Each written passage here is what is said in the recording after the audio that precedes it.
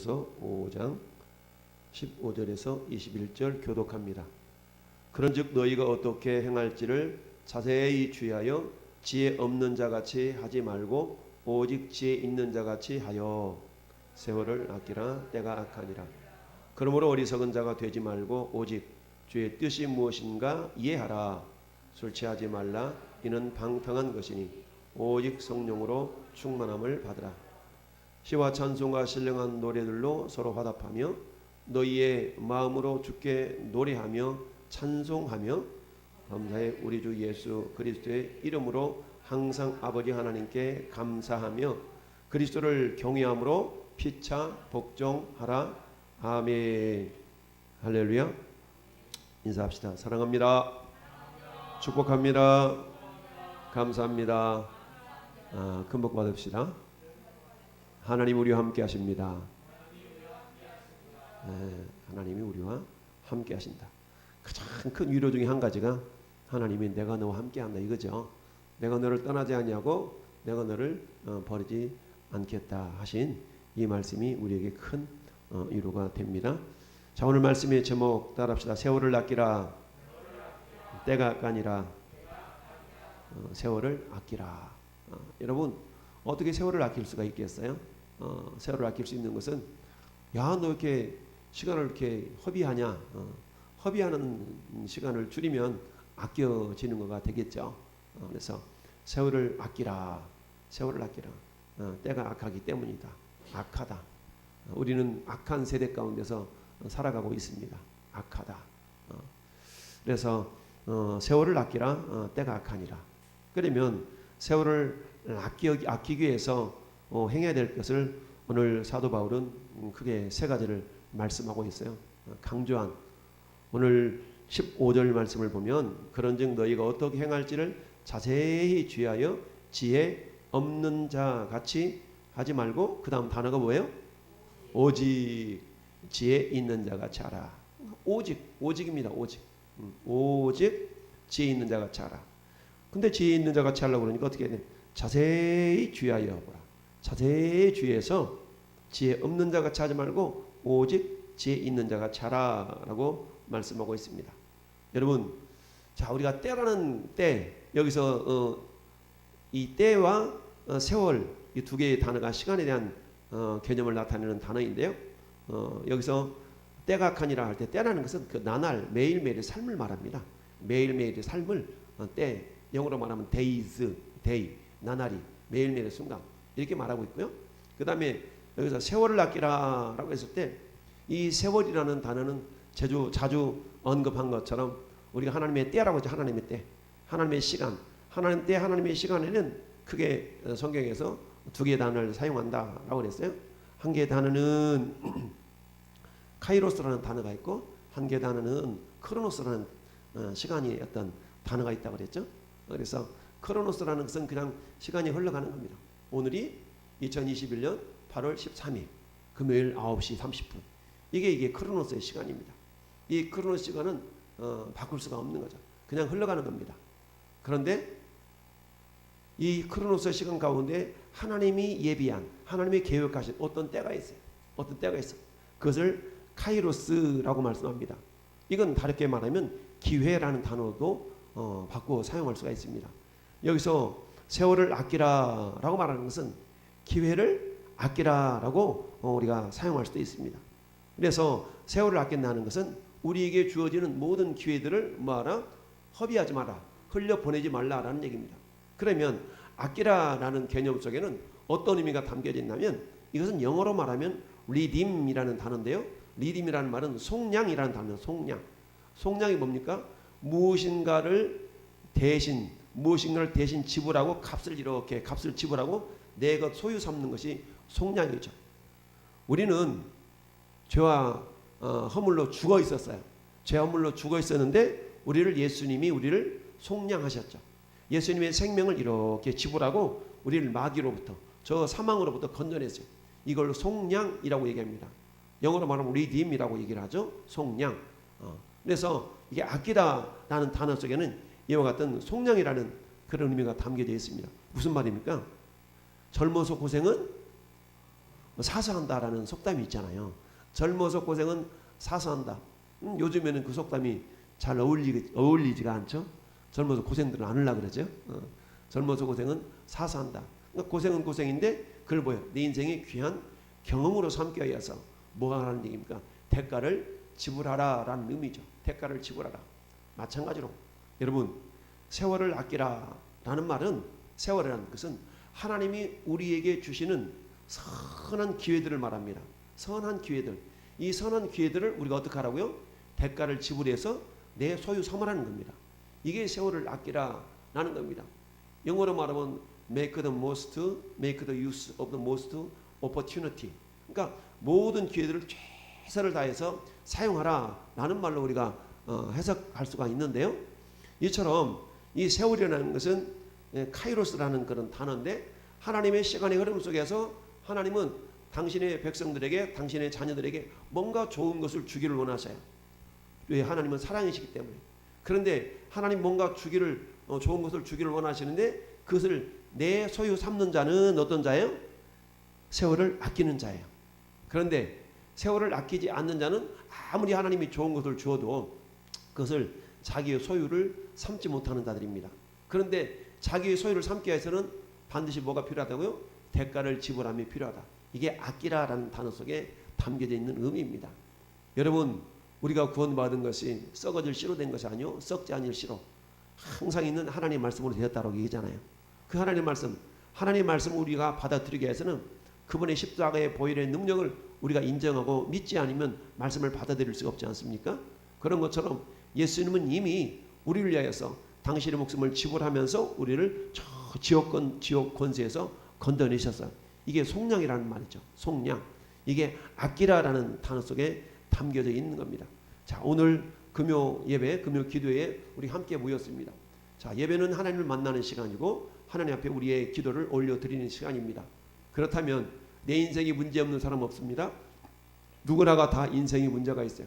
그러나 굳이 하나님을 의지하지 않아도 내 힘으로 내 능력으로 해결할 수 있어 라고 하는 사람들은 어때요? 하나님 굳이 믿지 않는 사람들과 다를 바가 없습니다. 그러나 우리는 모든 일에 하나님의 섭리 가운데서 우리가 살아가고 있다는 것을 인정하고 아무리 내가 행할 수 있는 이건 내가 하나님 없어도 돼 이런 생각을 가지는 것은 굉장히 위험합니다. 그래서 하나님 없어도 내 혼자 힘으로 할 수 있어라는 것은 불신자하고 똑같은 생각인 거거든요. 근데 하나님은 이런 생각을 기뻐하지 않으셔요. 비록 내가 행할 수 있는 능력이 있다 할지라도 그 능력을 누가 주셨다고요? 하나님이 주셨음을 기억하면서 하나님 내가 이것을 내 힘으로 행할 수 있는 것 같은데 그러나 주님 그 힘마저도 주님이 주셨음을 믿기에 너무나 감사함으로 이 일을 행하나이다 라고 고백하며 나아갈 수 있는 겁니다. 그래서 20절 뭐라고 말씀하고 있습니까? 범사에 무슨 말이냐? 범사라는 말은 우리가 행하는 모든 일을 범사하잖아요. 범사에 우리 주 예수 그리스도 이름으로 항상 아버지 하나님께 어떻게 하며? 감사하며 비록 내 힘으로 내 능력으로 행할 수 있다 할지라도 그 능력을 주시는 자가 누구예요? 우리 주님이라는 얘기죠. 사도 바울이 내게 능력 주신 자 안에서 내가 모든 걸 할 수 있느니라. 근데 따져놓고 보니까 모든 걸 할 수 있다라는 그 개념에서 가만히 들여다보니까 사도 바울은 엄청나게 고생을 많이 했어요. 40에 한 대 감한매를 막 3번씩이나 맞고 막 강도 위험과 바다 위험과 구레 위험과 막 별의별 위험들을 다 겪었어요. 그런데 내게 능력 주신 자 안에서 내가 모든 걸 할 수 있대. 그러면 뭐야? 넉넉하게 막 잘 해결해나가는 것이 아니라 어떨 때는 보면 조마조마하게 어떨 때는 아슬아슬하게 헤쳐나가는 그야말로 막 마음 졸이면서 이런 모습들을 우리가 성경에서 발견할 수 있거든요. 그런데 사도 바울은 그럼에도 불구하고 그 모든 것들은 뭐예요? 내게 능력 주시는 자 안에서 모든 걸 할 수 있다 라고 고백을 하고 있습니다. 할렐루야. 어떨 때는 정말 힘이 부족해서 도망가다 잡혀도 싣고 두들겨 맞기도 하고 어떨 때는 막 주렁앉혀서 아이고 저 사람이 어떻게 예수 믿는 사람이야? 저기 꽁무니를 빼고 도망가? 이런 모습이 있다 할지라도 사도 바울은 그 모든 가운데서도 내게 능력 주시는 자 안에서 라는 말을 표현하고 있는 겁니다. 할렐루야. 이게 범사예요. 범사예요. 그러면서 어때? 그러면서도 감사했어요. 항상 기뻐하라. 쉬지 말고 기도하라. 범사에 감사하라. 그러니까 사도 바울은 빌립보 교회를 향해서도 그렇게 얘기하잖아요. 항상 기뻐하라. 다시 말하노니 기뻐하라. 항상 기뻐하라는 거야. 감옥에 갇혀 있으면서도 기뻐하래. 야, 여러분 우리가 저 평택경찰서에 구치소에 갇혀 있다고 생각해 보세요. 이야, 유치장에 갇혀 있다고 생각해 보세요. 그 가운데 우리가 감사할 수 있겠어요? 이게 쉬운 일이 아니거든요. 그런데 사도 바울은 그렇게 했다 이거죠. 네. 왜냐하면 하나님을 사랑하는 자, 곧 그 뜻대로 부르심을 입은 자들은 모든 것이 합력하여 선을 이루실 줄을 믿기 때문에 할렐루야. 감사했다는 얘기입니다. 자, 오늘 세월을 아끼라 때가 악하니라. 여러분, 때가 악하다는 얘기는 뭡니까? 이 세상의 어둠의 주관자가 사단이죠. 사단은 예수님이 재림하시기 전까지는 자기 세력을 여전히 결박당해 있지만 여전히 사단이 영향력 아래 있는 것을 우리는 알 수가 있습니다. 그래서 오늘 세 가지를 얘기하는데, 첫 번째, 세월을 아끼라 때가 악하니라. 그럼 어떻게 하면 세월을 아낄 수 있는데, 첫 번째는 따봅시다. 오직 지혜 있는 자 같이 하라.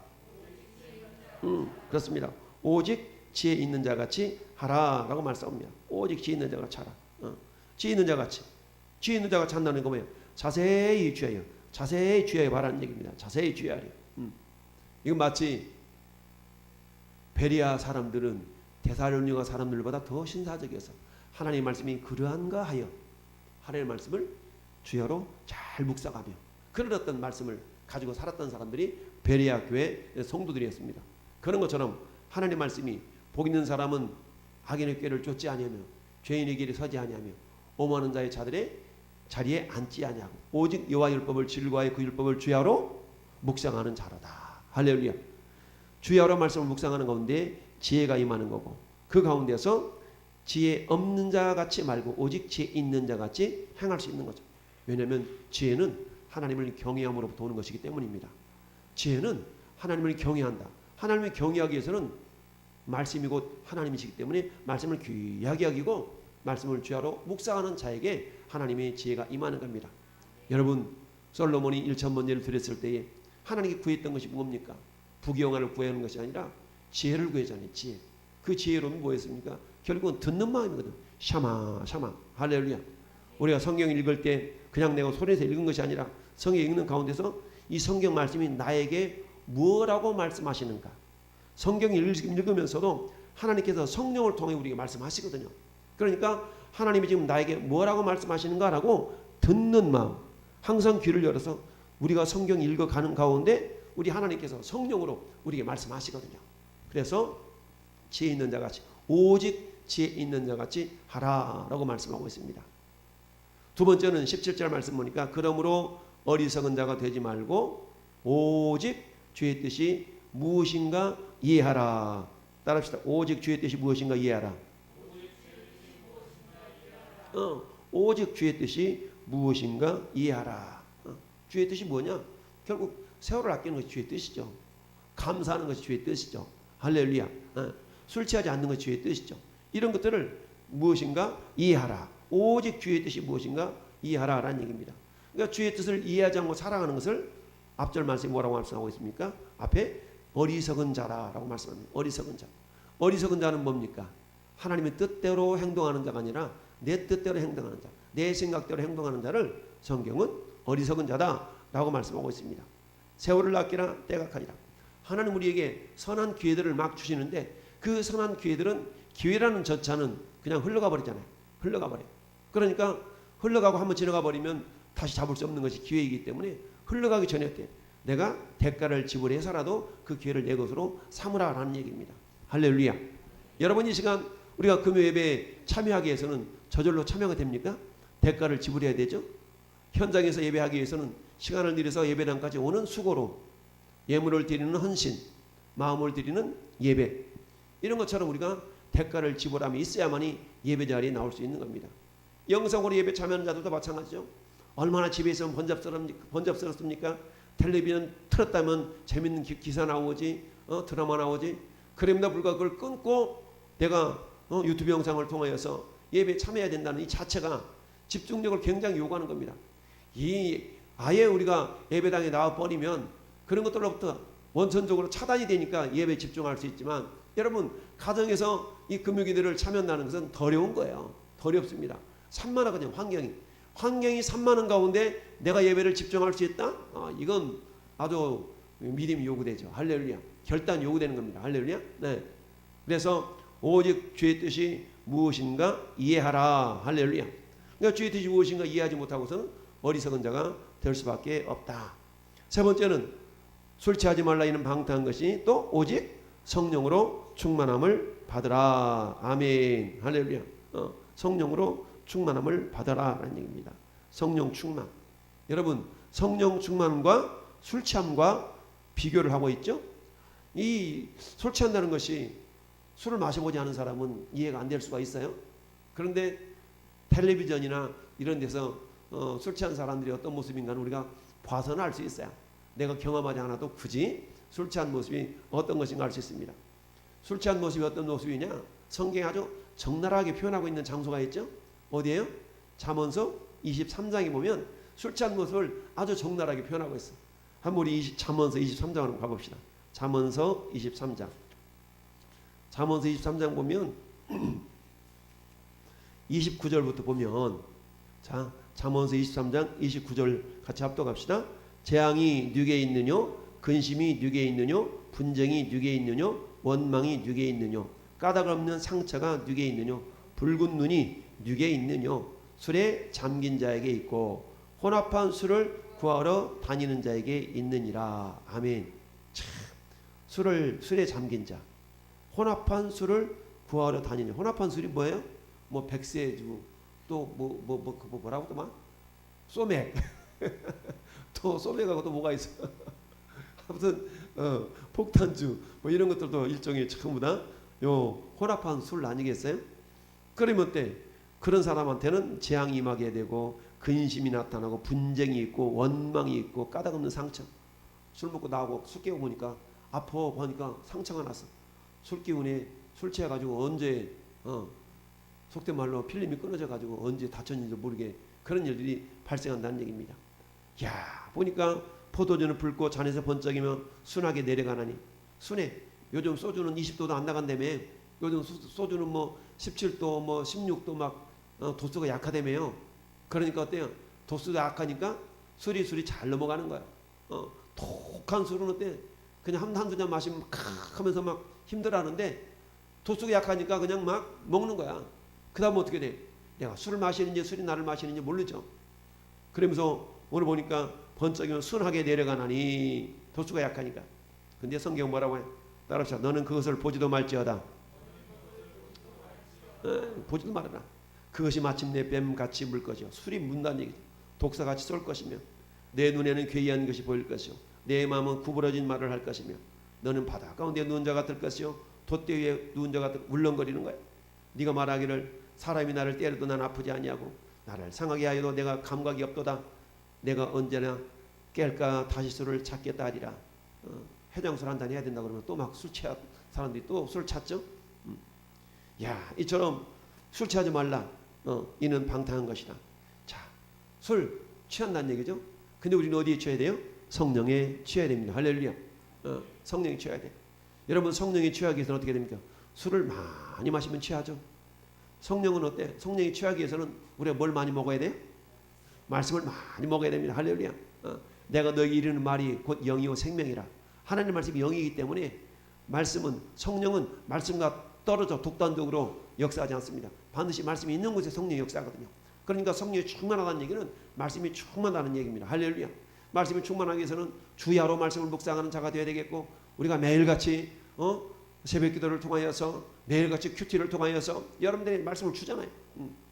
그럼 어때? 그 말씀을 묵상하면서 여러분 마음속에 성령 충만함을 유지시킬 수 있는 그런 일들을 행할 수가 있는 겁니다. 야, 술 취하니까 내가 술을 이겨 술이 나를 이겨. 술 취하면 술이 나를 이기죠. 그래서 술 기운에 행하지 않았던 일들을 막 하지 않습니까? 술이 나를 지배하는 거예요. 성령 충만이라는 것은 성령이 나를 지배해서 술이 원하는 대로 이끌려가는 것이 아니라 성령이 원하는 대로 이끌려가는 그런 삶을 살아갈 수 있게 됩니다. 여러분 항상 24시간 술 취할 수 있어 없지 않습니까? 언젠가는 술이 깨져.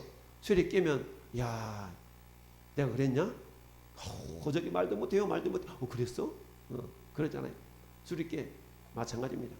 성령도 항상 성령이 충만한 것이 아닌 것을 성경이 말씀해요. 그러니까 항상 성령 충만하라고 말씀하고 있습니다.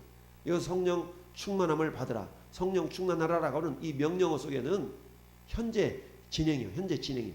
계속적인 용법이 계속적으로 단회적으로 충만하라 이게 아니고 계속해서 충만해야 된다는 그런 의미가 담겨져 있습니다. 그 다음에 어때요? 술 먹으면 담대해가지고 평소에 하지 않은 노래를 흐르면 노래 부르잖아요. 술 취한 사람 치고 노래 안 부르는 사람 없어. 술 취하면 다 노래 불러. 근데 성령 충만한 사람은 그런 노래가 아니라 어떤 노래? 여기 보니까 19절에 성령 충만한 사람은 시와 찬송과 신령한 노래. 할렐루야. 시와 찬송과 신령한 노래. 이거는 시와 찬송과 신령한 노래는 마치 우리가 그 찬양, 찬송, 복음송, 복음성가 이런 식으로 이해할 수가 있어요. 그래서 시와 찬송과 신령한 노래를 부르는 겁니다. 술 취한 사람들이 세상 노래 부르듯이 우리 예수 믿는 사람들은 주님을 높여드리는 주님의 은혜를 감사하는 그런 노래들을 이렇게 우리가 부를 수 있는 겁니다. 그래서 예수 믿는 사람들은 나도 모르는 가운데 콧노래가 나오는데 세상 콧노래가 나오는 것이 아니라 주님을 찬양하는 그런 콧노래가 나도 모르게 나오게 되어져 있어요.